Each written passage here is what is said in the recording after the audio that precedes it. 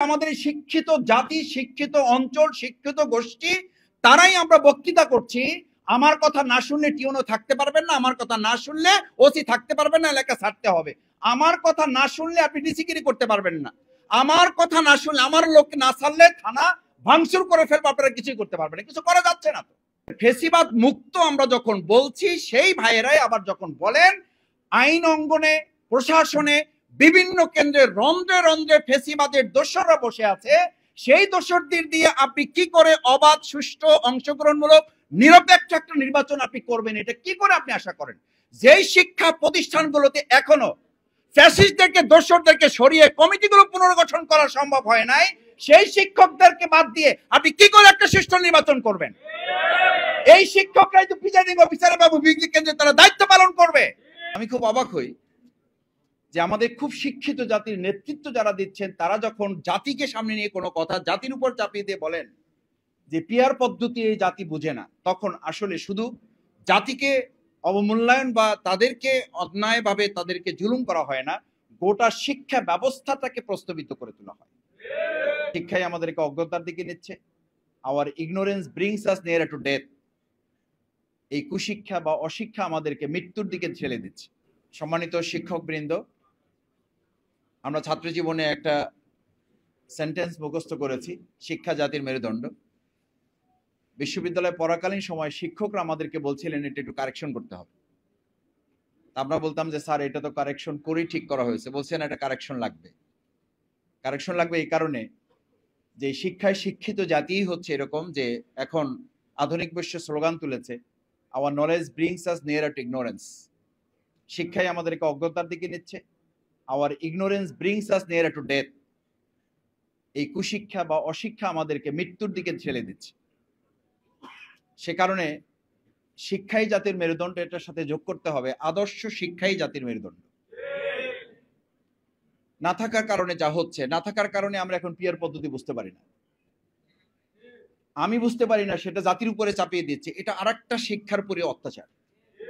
আরে ভাই, আমি বুঝতে পারি না, সেটা তো আমার সীমাবদ্ধতা। আমি সেটা কেন বুঝবো, আমি কেন বলবো? আমি এখানে সেমিনার সম্পর্কে, আলোচনা সভা সম্পর্কে যদি আমার জানা না থাকে, আমি যদি বলি যে এটা এখানকার লোকেরা আসলে জানে না, সুতরাং এই ব্যাপারটা আমাদের আলোচনা করার দরকার নেই।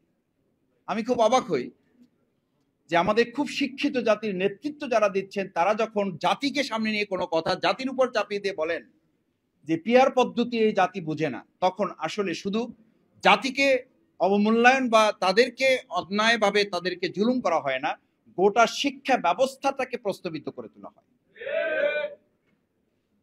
দ্বিতীয় কথা হচ্ছে, আমি এই প্রসঙ্গগুলো এই জন্য বলছি, দেখেন আমরা স্থানীয় সরকার নির্বাচনের কথা বলি, কেউ কেউ মনে করেন যে এই স্থানীয় সরকার নির্বাচন বলার মধ্য দিয়ে আমরা নাকি নির্বাচনকে প্রলম্বিত করার একটা ষড়যন্ত্র কেউ কেউ এর মধ্যে দেখেন বা গন্ধের মধ্যে খোঁজেন।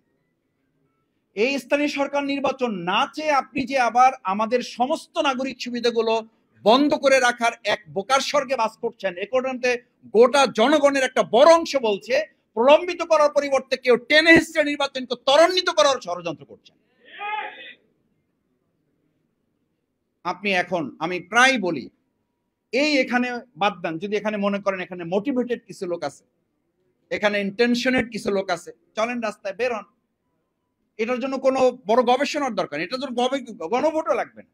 আপনি প্রেস ক্লাবের সামনে একটা জায়গা কোয়ারি করেন, আটকাইয়ে দেন, 100 জন লোককে ধরেন, তাদেরকে জিজ্ঞেস করেন যে ভাই এখন কি নির্বাচন, বিচার, সংস্কার কোনটা দরকার? আপনি 100 জন লোকের মধ্যে থেকে যেইটা আপনার পছন্দ হয়, আপনি খুব সিম্পলি দল মতের ঊর্ধ্বে উঠে ওই 100 জন লোককে জিজ্ঞেস করেন। ওই 100 জন লোকের অন্তত 70 জন লোক যদি এটা না বলে যে আমাদের এখন দরকার নির্বাচনের চেয়ে বিচার এবং সংস্কার, এটা যদি না বলে, তাহলে আমাদের কথা আমরা শুধু প্রত্যাহার করব না, যা শাস্তি দেবে এই জাতি আমরা তা মাথা পেতে নেব। কারণ কি? এটার জন্য কারণ তো আছে ভাই, এটার জন্য তো কারণ আছে। সেই কারণগুলো হচ্ছে আমাদের শিক্ষিত জাতি, শিক্ষিত অঞ্চল, শিক্ষিত গোষ্ঠী তারাই আমরা বক্তৃতা করছি। আমার কথা না শুনলে টিউনো থাকতে পারবেন না, আমার কথা না শুনলে ওসি থাকতে পারবেন না, এলাকা ছাড়তে হবে। আমার কথা না শুনলে আপনি ডিসিগিরি করতে পারবেন না, আমার কথা না শুনলে, আমার লোক না ছাড়লে থানা ভাঙচুর করে ফেলবো, আপনারা কিছুই করতে পারবেন না, কিছু করা যাচ্ছে না। তো আমরা থানা রক্ষা করতে পারি না, সেই লোকরা হাজার হাজার কেন্দ্র আমরা রক্ষা করতে পারবো, এটা শফিকুল ইসলাম মাসুদ আমাকে কেন বিশ্বাস করতে হবে? আমি আমার এলাকার কথা মাঝে মধ্যে বলি, এলাকার কথা তো একটা টোকেন এলাকা, এটা সেই এলাকা তো এখন এই গতকালকেও তো আমাদের মিডিয়াতে আমি দেখলাম, আমি আমার খোঁজ নিয়েছি, আমার ভাইদেরকে আমি বলেছি, তাকে একটা দল করার প্রস্তাব দেওয়া হয়েছে, সেই দলের প্রস্তাবে সে রাজি না হওয়ায় তার উপর হামলা করা হয়েছে, তাকে মারধর করা হয়েছে, শারীরিকভাবে নির্যাতন করে তাকে হসপিটালে ভর্তি করা হয়েছে। কেন সে ওই দল করবে না?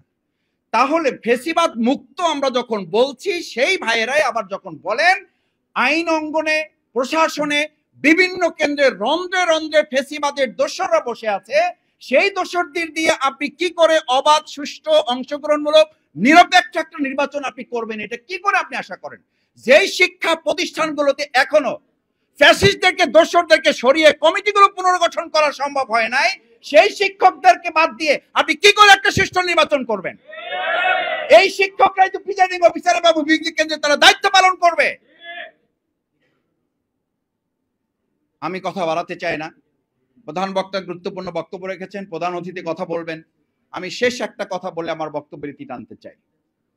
সম্মানিত সুধী মণ্ডলী, শিক্ষক বৃন্দ, সাংবাদিক ভাইয়েরা, আদর্শ শিক্ষক ফেডারেশনের মূল লক্ষ্য হচ্ছে, আমরা আমাদের মাননীয় শিক্ষা উপদেষ্টা মহোদয়ের সাথে কেন্দ্রীয় সভাপতি, আজকের প্রধান অতিথি অধ্যাপক মুজিবুর রহমান সাহেবের নেতৃত্বে আমরা একটা টিম গিয়ে দেখা করে তাকে বলেছি, আমাদের কথাগুলো তাকে জানিয়েছি। সেই কথাগুলোর মধ্যে একটা উল্লেখযোগ্য কথা ছিল, আমাদের সম্মানিত শিক্ষক বৃন্দ যারা বিভিন্নভাবে এখনো নিগৃহীত, শিক্ষকদেরকে রাস্তায় বসিয়ে রেখে আমরা চেয়ারে বসে থাকি, এটা একটা জাতির উন্নতির কোনো চিত্র হতে পারে না। শিক্ষকদেরকে দিনের পর দিন রাস্তায় ঘুরিয়ে আমরা এসির মধ্যে বসে সিদ্ধান্ত গ্রহণ করে দেশ চালাবো, এটার জন্য আমাদের ভাইয়েরা, বোনেরা, আমাদের শিক্ষকেরা এই প্রেস ক্লাবের সামনে